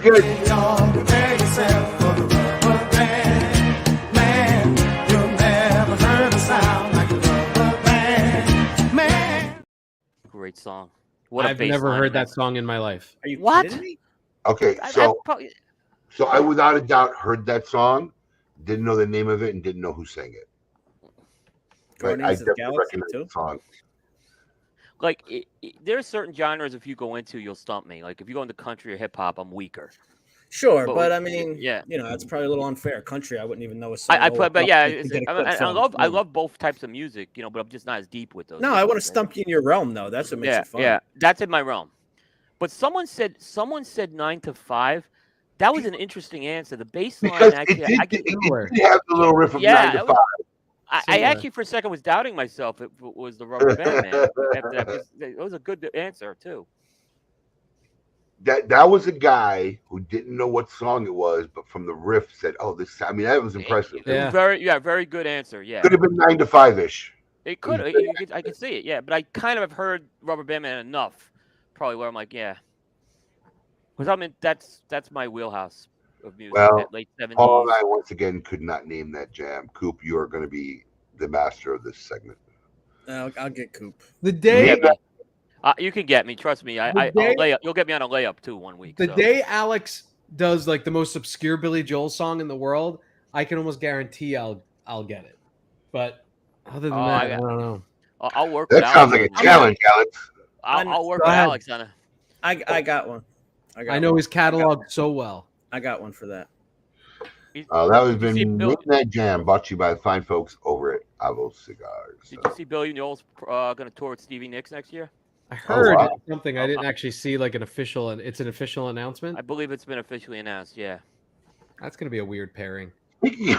Speaking of performing, oh yeah, we didn't get to this. Did you turn down an opportunity to perform recently, Paul? It would have been my first real performance since I've lived in South Florida. Well, let's define what you're calling real. Oh well, I mean like a stage performance. I guess I would consider, like theater. Like at where? A high school or? No, it's a regional theater here. It's not like a union job or anything like that. It's like children's theater type stuff. But I have some friends that I used to do a lot of work with up in New York, and they live in Boynton now, and they're trying to help a local theater out here in the Wellington area, and they're doing a fundraiser, and they own a version of Frosty the Snowman that they wrote and put together and did all the music for, and they had asked me to play Frosty. Why? Because you fit the costume? No, because I'm the one person. They've been down here for like a year, so I'm the one person that they know that can sing and has been on stage, I guess. Oh, it's been your calling. How do you turn this down? Right, that's an iconic role. That's an iconic role. It's an icon. I've Paul, in the second he was asked, instantly saw me, Alex, everybody is smoking in the audience as he was singing for Frosty the Snowman. Said, "Nope, do it." I also have a lot of family stuff going on where I have to go back to New York in January a couple of times, maybe spur of the moment. So I don't want to be the guy that commits to something. If I commit to something, I commit to it. I don't want to on the the day before the performance have to fly out and not leave them hanging. So without exaggeration, Paul could be the most indecisive person I've ever met in my life. I said no. I'm just telling you. I decided. Paul is so afraid to make a fucking decision. The interview, it wasn't even an interview process, but the process of Paul coming to KMA was a 3-week long process, maybe longer, of Paul just doubting himself, not wanting to do it. No, I should. No, going back and forth. It was like crazy retarded. It was more because I didn't know about you, and then I had watched some of the shows after Matt had introduced us, and I was like, "Oh, this guy looks difficult." I honestly, it was I didn't want to put myself in a situation where it was going to be, you were going to be a pain in the ass. An abusive relationship. Yeah, and here I am. And here you are. Later. I actually just took on a kind of pretty big commitment for myself starting January 2nd. So I entered into the chess.com 2023 daily chess tournament. There's like 19,000 people in this tournament, but the way it works, the first round I'll be playing 22 games simultaneously in daily chess, which is you have 24 hours to make a move. But yeah, I'll be playing on 22 different boards. Well, why not? The tournament itself has a huge timeout rate. It's just a lot for people to keep up with. 20. It's painful.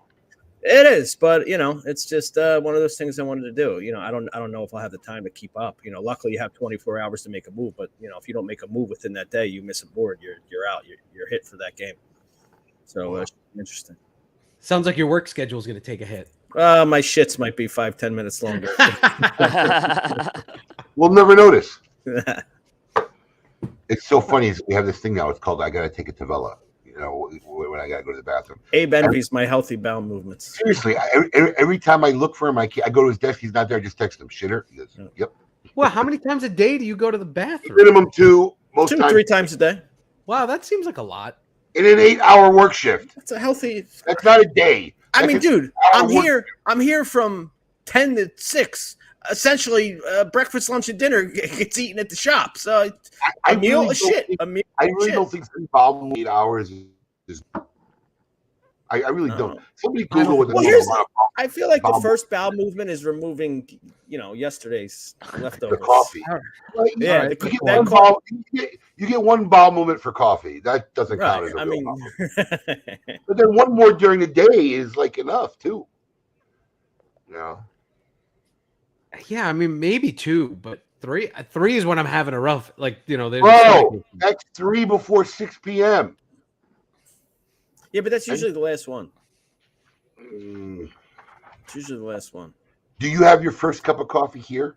I'm gonna put it this way. No, I have my first coffee at home, but it's that lighting of the first cigar which initiates with the second coffee. But it is without a doubt the ratio of shits that I take in the office to home is like probably 4. I rarely shit at home. Do you have more than one bathroom at home? I do, but I'm Okay. most of my day is here, and then even if I'm hanging out, I come back here, so I'm just here. Oh my God! I right. also have a small. I don't have Abe's bladder either. Abe, I watched Abe sit through an 8-hour TGS broadcast, and I think he pissed once. I have to piss twice during KMA. I'm not sure if I did piss once. I don't know if you did, dude. I don't know. He's got that Arab camel. I had that bad ankle. Seriously. I wasn't too That's limber. right. You couldn't. That's Oh, right. that's true. That's right. I didn't move far during the breaks. Yeah, you wouldn't have been able to get back in time. Yeah, I wasn't. Here's you and Mitchell Santaga. There you have it in common right there. There you go. Where do you go? Healthy bowel movements. Remember, I eat a lot of protein too. I eat oatmeal. Well, that'll do it. That'll I eat do it. every day. That's hilarious. All right, it's that time. Let's see what's going on in the cigar industry. It's with inevitable. It's better than the alternative. Right. William Cooper. It's time for the scoop with Coop. Hey, yo, what's my theme music? The Scoop with Coop. Breaking industry news. Hear it first on KMA Talk Radio and cigar-coop.com.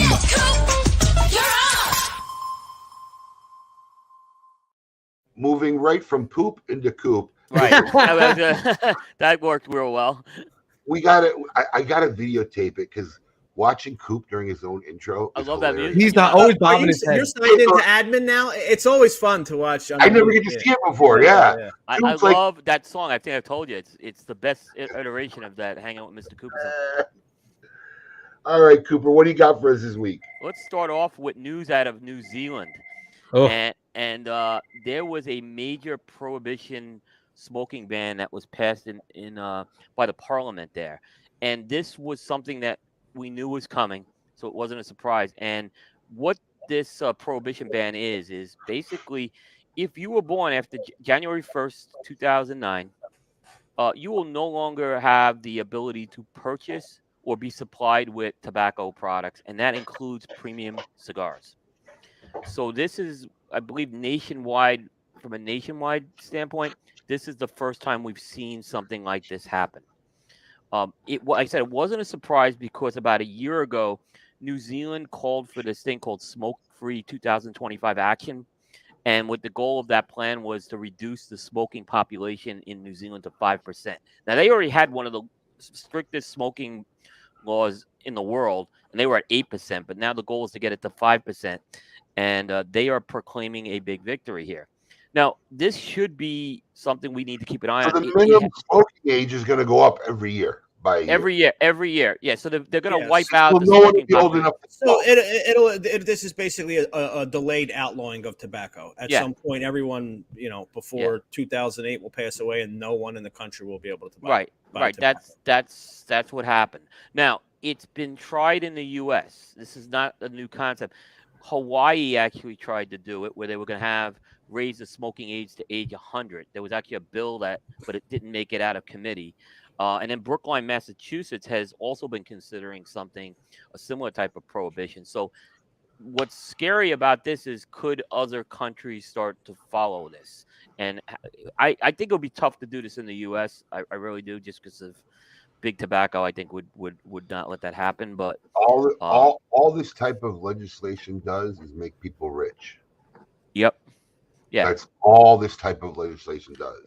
Yeah. The Associate Minister of Health, her name's Dr. Aisha Varel. If you're telling me that 8% of the population is smoking in New Zealand, I see bullshit. Right, and what's going to happen is, this is what a lot of the people, the critics within New Zealand, this didn't like this. This had some resistance in New Zealand from what I saw. They're saying this is going to create an underground market. Exactly what it does, black market. Yeah, I mean, we've seen this happen. Yeah, I mean, I can tell you when New York State put the cigarette tax in years ago, it created this underground market to get cigarettes. So and now you're just gonna have to deal with enforcing that on top of things right now. So, right. But let me guess. Let me guess. Tobacco cartels. Let me just guess though. You can smoke weed in New Zealand. I don't know. I don't know. I'll look it up. I know. Google that up, Paulie. Google that up, Paulie. Yeah, I know the vape things weren't affected by this though. Vapes weren't affected by this law. It was tobacco products. All the New Zealand Parliament were former HOA board members. That's illegal right now. No, it's illegal. Yeah, cultivation of cannabis, including to plant, possession. Yeah, it's immediate 2-year jail time and/or $2,000 fine. Holy shit! Well, Australia, New Zealand. I'm just telling you the word. I mean, my guy from Australia, we loaded him up with cigars to take home, and he's facing like $1,000 probably in custom fees, which he's probably gonna have to leave some with his family behind. We have Australian customers that are happy to pay the duties because it's still less than buying a cigar in Australia. Yeah. Yeah. Wow. It's in New Zealand, like I said, is worse. So not like I said, this wasn't a surprise. I don't think yet we have the global cigar rights movement to a point where they could have fought this yet, though. Is the problem. I don't think we're there. I mean, there's been talk of doing it with cigar rights of the world and cigar rights of Europe, but I don't think we're there yet. As much as we criticize CRA, and I've been a critic, give them some credit because they have been able to stop some things. Some of this shit's just batshit crazy. It totally is. I mean, in this one, like I said, we this goes into effect, I think, next year. So I think from what I understand, it's a done deal now that the Parliament approved it. So eventually, like a guy who's 44, won't be able to smoke, but if you're 45, you can't. It's so stupid. Right. Yep. So stupid. So stupid. All right, what else you got going on, Coop? Altadis made some news this week, and they had a little bit of a quieter year, but the last few weeks we're seeing some things getting announced. This is not a flashy release, but Henry Clay Warhawk, which is their Connecticut shade Henry Clay line. It's done well for them. They've announced a new Churchill size that they are going to start shipping. It's actually a little bigger than a Churchill. It's like a 7x56 size, which I think is more like double Corona in my book. But that's going to start shipping pretty soon, and $9 price point, so it's pretty reasonable. And that is the fourth size in the line. So, but it's the first line extension they've done of that. Is there a Churchill movement going on? Look, listen, Cigar Aficionado 5 through 10, 5 out of that 6 were Churchills. Cigar Aficionado has always been leaning. It's just this year it's got a lot more attention with how many there were. Cigar Aficionado always leans towards the Churchill and the Torpedo. It seems like those are the two sizes they seem to embrace. But if you go to Espinosa Cigars, they've been playing around with that short Churchill size for a while, and it's that 6x48, which is a little shorter than a Churchill. And then I like that size, and I think Eric really owns that size in terms of it's a staple. Well, Steve too. Steve Saka. Yeah. Fino Largo, Tricky Chest 648. Yeah, we should say that too. Yeah. The Brulee Blue is 6x48 too. Yeah, so, I like that. I like that more size popular too. size, which I love. It's great. It's great. And I think the 6x48 is like a little better than the 7x48. It's not as much of a time commitment, and sometimes a 7-inch cigar it runs out of gas towards the end. But this one is a 7x56, and a lot of us in the media will say that's not really a Churchill, but they called it a Churchill. So I don't know. To your point, Alex, I think it's sexy maybe to say Churchill right now. Right. Yeah. Interesting. Yep. Well, Rafael Nadal's been really like what a job he's done with them. Yeah, he's yeah, done a making great. projects. He did Yeah. our connoisseur club. Altus has a TGS release, a very special Monte Cristo edition coming out. Great Smoke. Wow. Yeah, he's just on fire with projects. He's into a project like a Great Smoke thing. You know, I've talked to I mean, Raphael enough. He loves those projects. He's a Listen, boutique guy. Yes, boutique brands. I mean, he is a boutique guy, and it showed in our connoisseur club. I think all their blends, or most of every blends they made, was highly received by everybody and very popular.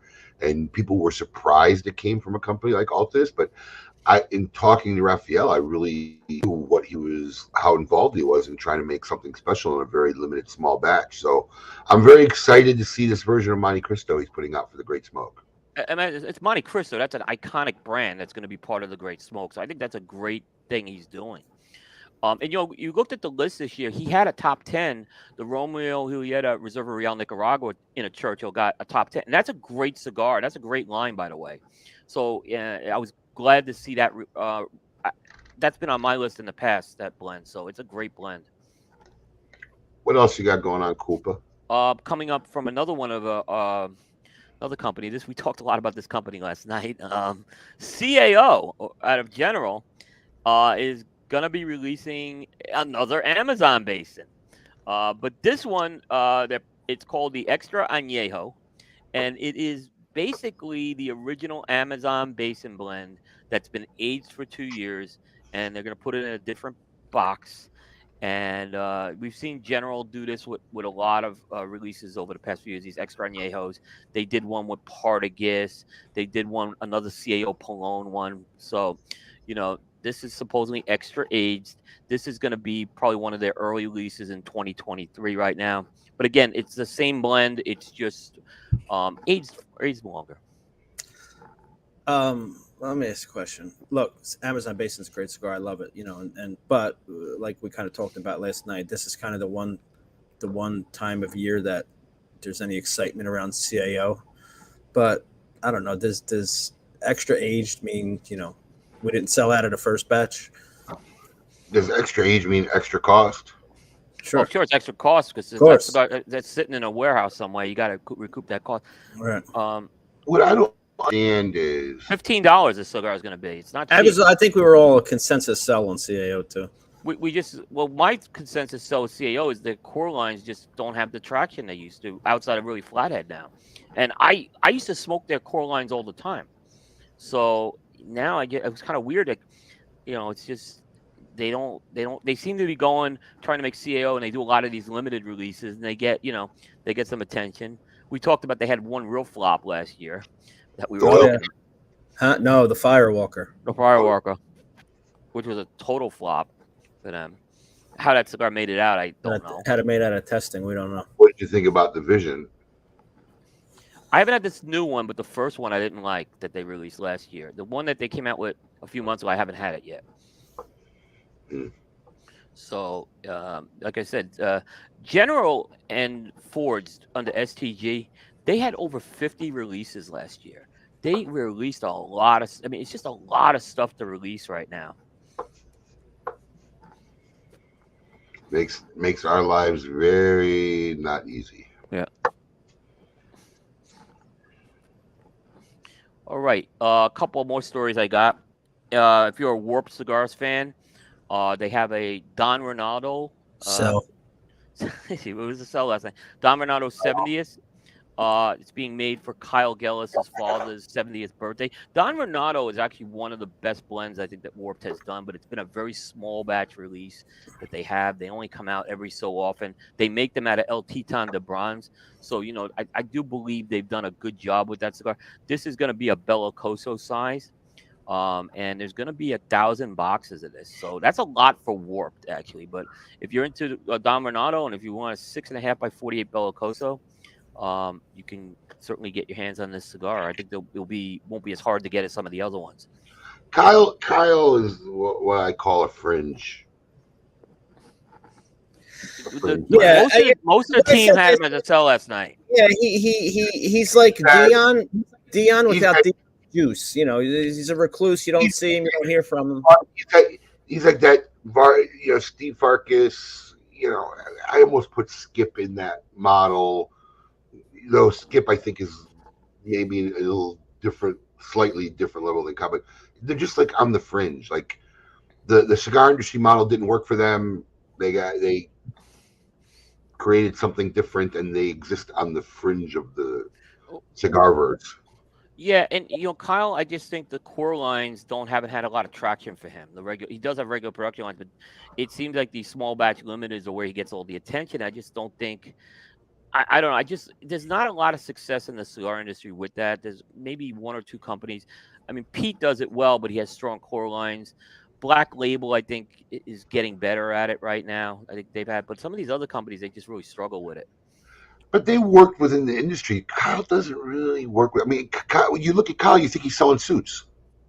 You don't even think cigar brand or nothing. He listen. The guy lives in my backyard, and I've seen him in my store once in 25 years. Like, he literally lives in Jupiter. Yeah, I've interviewed him twice actually. He's a good interview, I'll tell you that. But yeah, he doesn't do a lot of those types of things. I mean, we talked a lot about faces behind a brand is still very important, and he is the face of Warped. I mean, there's not another face of Warped out there. Yeah, like I said, he's like doing the Dion thing, but he's not Dion. We've had him on the show, but I don't think ever in person, right, Abe? Only on the phone. No, he came in before you. He did a live actually here when we were doing it in Boynton Beach. I remember that. Yeah. Since I've been around, he's only done the phone. I think from Jupiter. Yeah. He did it. Yeah, he did our show, and he didn't want the video camera on that night. It was kind of weird. So we had no video for him that night. Oh, are you serious? He did your show, but no video. Yeah, he did our 2-year anniversary show. That's odd. That was back in 2019. Yeah. Good interview. He's a good interview. I'll tell you that, though. He is a good interview. Ronnie, stop fanboying, bro. Yeah. Right. I was just trying to fanboying over there. Relax. He must be high on Warped inventory. Yeah, right. Who was that? Ronnie. Anything he has to sell, he is hot. I'm waiting for Ronnie's top 10 list this year. I'm looking forward to that one. It's easy. He's gonna walk through here. High in it. I got a lot of this one. I got a lot of this one. Time to do it live. He was the only retailer to get Paladin to Saka, and he had it number 1. That was funny. I listen. I've smoked quite a few of Warped cigars. They're great, but they're never on. They make good cigars. We're not saying he makes good cigars. In fact, we said this before the break. No one said anything about his product or whatever. Yeah, they're product does not sell. I mean, if you got to go on IG Live and beg people or whatever, you might be able to sell. But on its own in store shows, everywhere I've been around. Have you ever seen it sell in any brick and mortar, Coop? You go around the country. I'll say this: early on, he was selling it. Early on, absolutely. It hasn't sustained it. It hasn't sustained it. And I look, he has a couple core lines, and those core lines, I don't see a lot of momentum behind it in the retail stores. I mean, everyone wants the Don Renato limited releases or the Upper Realms and stuff like that. That's what they're looking for. And they come and go, and some of them don't go. I've seen a lot of that with Viaje too. Viaje is the same model. Some of the stuff will go and other things don't.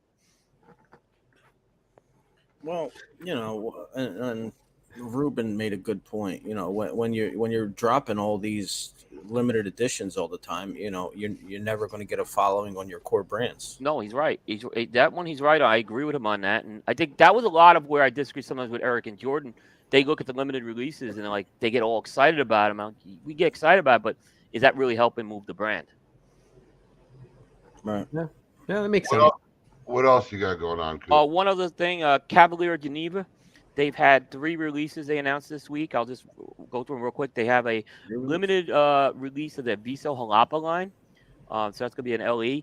They have rebranded their USA exclusive line. It's called the USA Regional Exclusive. They put new packaging and they've reblended that cigar.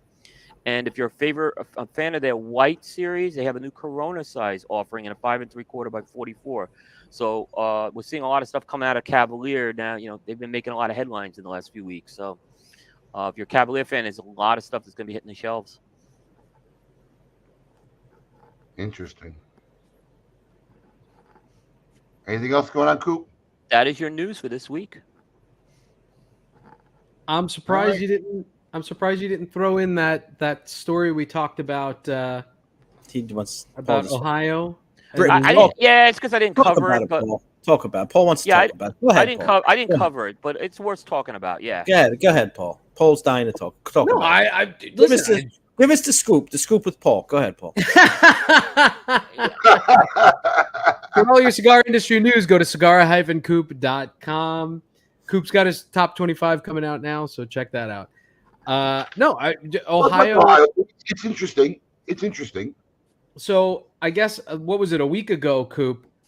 Columbus, Ohio, the city, created a ban on flavored cigars and vaping products, and then the state legislature passed a bill that makes that illegal on Monday of this week. So basically, the city created a ban on all flavored cigars or flavored tobacco products and vape products, and then the state turns around and the legislature says, no, that's illegal, you can't do that, and immediately turns that around. And we're kind of seeing that in New York as well, because New York has a statewide ban on flavored tobacco products and vape products. And now Westchester County is saying that that ban is illegal and that within the county you can sell flavored tobacco and flavored vape products. Yeah, could this be a good trend? Yeah, I mean, there's people fighting back. Yeah. Let me tell you, the only reason why I didn't cover the Ohio story is it still hasn't been signed into law. It just went through the legislature. Right. So the governor has the final sign on that. But they have a Republican governor, and it's a Republican-controlled legislation. So it's not, what could happen is anyone's guess, but it, could happen. But the point about what you said, how this kind of goes back to Columbus, Ohio, I thought was interesting. Columbus, all of a sudden, I think they have the most obese population in the United States, if I'm not correct, but I guess they care about people's health. So. I need to move there. You'd be a skinny guy there. Yep. Get right in. That's funny. Yeah. Is that a real fact? It used to be. Hold on, I'll tell you. Fattest city. I'll look up Google the fattest cities. I mean, Philadelphia's got to be in there. Yeah, we should be in there. Philadelphia was one of those. I gotta believe the colder cities. I gotta believe it's the cooler, colder cities that'll have the most obese population. You know what? Columbus is not in there anymore. I remember seeing it. Youngstown, Ohio, is number 14. The number one fattest city in America is McAllen, Edinburgh in Mission, Texas, and Memphis, Tennessee is number 2. Really? Yep. What's number 3? Read them off. I'm curious now. Oh, Tennessee's got 2 and 3? Yep. Oh. Number 4 is Mobile, Alabama, and number 5 is Jackson, Mississippi. Well, then I'll move to Tennessee because no one really wants to live in Ohio. No. Oh, God, no. Don't let Miguel Childell hear that. Or isn't Tony Bellato in Ohio? Yeah, Youngstown. Keep going, Paul. Keep going. What are you looking for, Philly? No, I mean, I just want to hear. Oh, I hear what the list is. Yeah. Number 6 is Birmingham, Alabama. Really? Number 7, Little Rock, Arkansas. David's Burgers are there. I can see why. Number 8 is Shreveport, Louisiana. Aren't these all in Alan Rubin's territory? Number 9 is Augusta, Richmond County in Georgia and South Carolina, and number 10 is Baton Rouge, Louisiana. I can see the Augusta area because there's a lot in Tennessee, though. Well, I could see this just naming off, thinking of some of those areas. It's a lot of poor economic areas, and look, let's just be real. It's expensive to eat healthy. Yeah, it is. It is. Yeah, it is. So that definitely, I think, plays a role in it. Yeah, I don't think PA's on this list. I'm in the 40s, and I don't see any PA. I would say Philly more or less, but yeah. Pittsburgh, Pennsylvania is number 60. Well, you got Primanti's out there. I could see why. Yeah, which is like, you ever had a Primanti Brothers sandwich, Abe? No. Oh, Abe, it's a sandwich with French fries in it. A load of them. I mean, that's the staple sandwich. Whatever the sandwich is, you just shove French fries in the middle of it. Do you know what I realized today? Not today. I realized last week, whatever. And it's kind of, I never really thought about it because like fries is like the staple thing that most people are just in love with. Yeah. I've never cared for French fries. Really? Now, if I get a burger somewhere, I'll eat my burger first. Fries will be on the plate. I might have a couple. You know, even if we get Five Guys at the shop, I said just give me like 3 or That's 4. right. You did. Fries is never a food that I know. It's odd because like my kids eat fries. They love fries. They want to attack the fries. Just never Chicky and Pete's crab fries are the best. I've had full meals out of fries. Steffi and I will go somewhere for like dinner, and we'll just have cocktails and a plate of truffle fries. Here's my problem with French fries.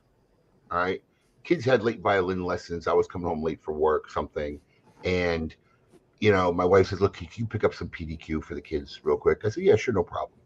I go through the drive-through. I order them some PDQ, and I order them all fries, and they got those cool waffle cut fries. Yeah, you know? And it just came out of the fryer, smoking hot. You know, of course, you're gonna have one. I had one. It was delicious. Yeah, by the time you get home. Now, hold on, Alex. How far is PDQ from my house? Not far. It's in you don't even have to go on the street. You drive. It's really walking distance. Yeah, I mean, literally, right? Maybe 5 minutes. Yeah. Before I get to my gate, they're cool and they don't taste like good anymore. No, and those fries especially. Same thing with Chick-fil-A. If they're not fresh straight out of the fryer, they suck. Out of the fryer, they're incredible. Yeah. But you can't eat the fries fast enough before they get cold and don't taste good. Yeah, that's the problem. You can't reheat French fries. Oh, that's not true. No, you got to get air fryer. Air fryer. Yeah, I guess, yeah. No, listen to me. You can bring back buffalo wings and French fries in an air fryer. Buffalo wings, I can see. Yeah, but I like get that crisp back on an air fryer. 350 for 4 minutes. That's why I do French fries. I love that PDQ sauce though for those fries. I mean, when I'm in it, that PDQ sauce is money. It's that gold sauce they have, yeah. Man, that surprises me about Abe. Now, this is our last show for the year. We take our winter break. Last show of the year, that's right. Last show of the year, take our winter break, but we'll be coming back after 2 weeks with, is this season what now? Season 6. Yes. Season 6 of Tail of the Tape. Let's run a preview of what season 6 is going to be all about. Oh, shit. Come on, Paul. Oh, yeah. Okay, I have it.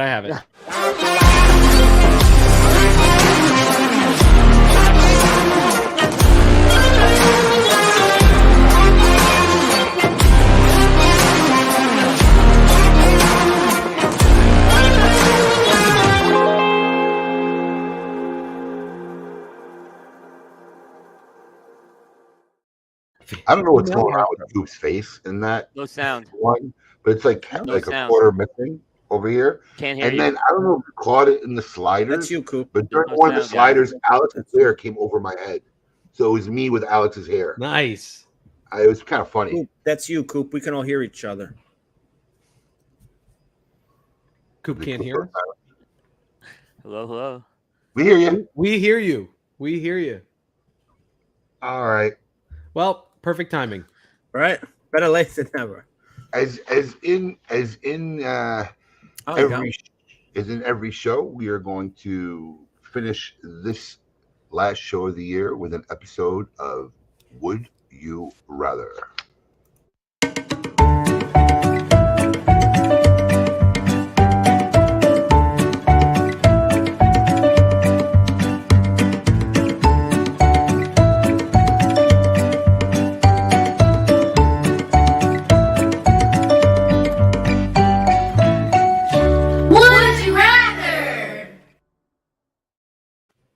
All right. Intro. Here we go. I'm going to start out with Paul. Oh, boy. Paul, would you rather have a white Christmas year that has snow or never have a white Christmas at all? Never have a white Christmas at all. Wow. I hate the snow. All right. Coop, would you rather never receive a Christmas gift ever and never be expected to buy one, or have to buy a gift for every person who gives you one every year? I'd never want to deal with it anymore. Me too. He's a Grinch. I'm from that camp. We've honestly, my wife and I, we do a charitable donation now. We just, when we had the kids, it was younger. It was a different story. You don't give your kids gifts still? We give them checks. I mean, that's what they want. Wait. How old are your kids? They're 22. They go from 22 to 31. Yeah, that's fine. Whoa! I still get. I have a bot. Look at this. These are my Christmas gifts from my parents here, And my kids. They're Yeah. all of us. But I won't let my mom give a Christmas gift. She's retired. Maybe it's just me. Like we stopped getting Christmas gifts from my parents. So after we went away to college. I mean, I we get a Christmas gift from my parents, but it's always like a house thing, Yeah, ours is too. A fucking steamer or some, something for the house. It's not a, Yeah. I got stuff for the golf cart. I do these care packages to our friends and family. We send them out, and that's pretty much beautiful. It was great. My wife loved it, by the way. I'm pissed I didn't get myself one. Everybody's raving about them. They're really good. I'm going to order them for the shop. I'm eating the crumbs. I got ripped by Alice. I got ripped by Alice in here, but I don't have a lot of imagination anymore. You just write a check. And they want to check more than whatever appliance you were going to buy them anyway. Can you reveal how much the check is for? Are you writing like a $50 check? Are you writing like a $500 check? Somewhere in between. So my last question is for the Grinch. Right? There we go. Now I've upgraded you from elf to Santa for the question, so hope you appreciate that. Would you rather play Santa for a week at a public or a shopping mall? Santa at a week at a public. You have to be Santa for a week. You have to be Santa for a week. Would you rather do it at a public preschool or at a shopping mall? Oh God. Oh, preschool.